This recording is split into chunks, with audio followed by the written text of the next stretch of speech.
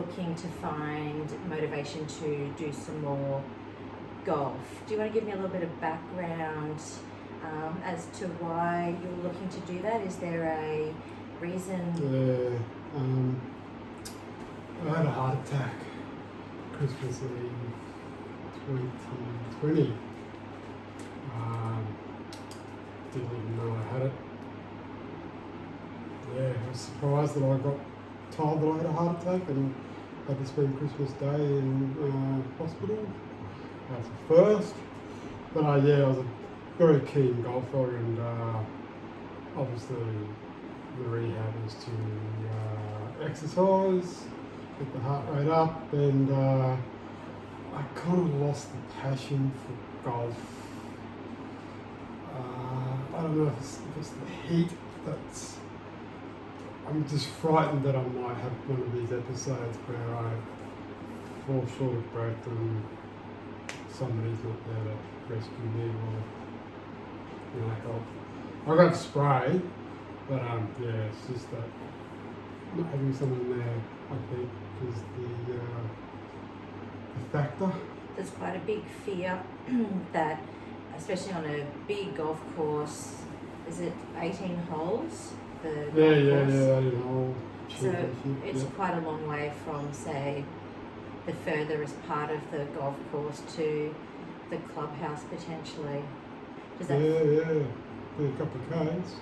Does that factor into your thinking, or is that just... Oh, there's always people around playing golf, or greenkeepers, I suppose, that are around the place. But because I work in the morning, I want to go out in the afternoon.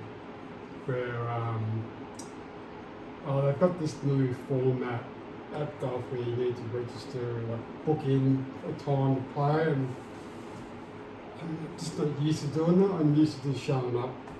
How you going, guys? I'm going for 9 holes. So having that booking system, I'm not, how do I say it, confident that I'll be there all the time in that booking, because I might, come home and go, I'll stuff it, I'm done to go. But if I do go and I haven't booked, I have to go later in the afternoon when there will be less people. Cooler, but less people. And yeah, I'm guessing, having that factor that I'll be frightened if I, I'm gasping. We've got the mobile phone, I suppose. True, that's true. And do you think that if you were to lock in a particular time that doesn't hold you to a certain appointment, if that was booked in, or that turns you off, that having to, not having the ability Well, we've got a booking when we play competition, so I'll always be there, but after you've done so many hours of work and you come home,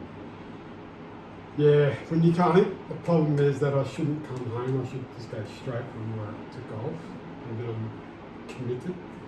But when I come home, I see our dog, and I sit down and just, it's all over for me. So I want to try an exercise with you. So let's pretend the chair that I have here is Colin pre-heart attack. And you're trying to motivate him. So really think about who this Colin was prior to the heart attack, and try talking to him and maybe giving some reasons as to why take up the regular golf sessions. If this was, say, your best friend or potentially your wife or someone that you really loved, how would you talk to them about perhaps convincing them to...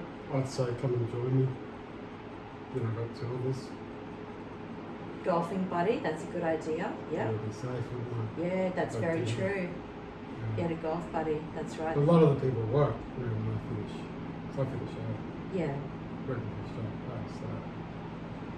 Yeah, but there's plenty of people out there, I suppose, that I could meet up with. That, just So tell Cole about how to go about getting motivated. Possibly go straight from work, so then you don't have that interference of coming home and going, don't worry about it. Yeah, just be committed, I suppose.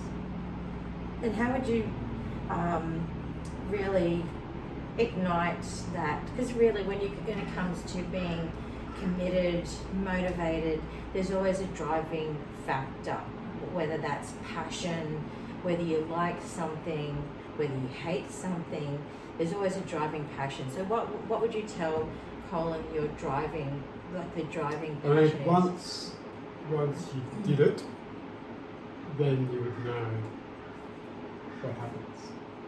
So As in, so if you did it, you know, you met up with someone, could become a regular basis where you meet that person every week or something, or just doing it once and then getting the confidence to get back into it.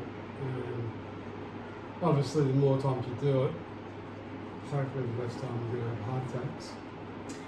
That's true. They say the more exercise, there's less likely to have a repeat heart attack. Yeah. And what would you tell, Colin that's just finished work, who's tired, who's hot, who's a bit out of sorts? What do you say to him? Yeah, that's a hard one because I'm cold, aren't I? Really. But pretend So, that you're speaking to. I would probably. It would probably be more likely that Colin would do it in, say, autumn, winter, or spring because it's a lot cooler. Then going out, in midsummer, and it's, when I finish, it's not even hit the highest temperature of the day. So the highest temperature of the day is usually about 3 o'clock.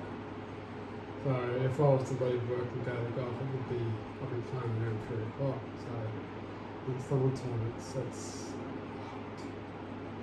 So yeah, I'd probably maybe walk around the neighbourhood in summertime, with my wife or something, or my dog at night time, just to get that fitness up.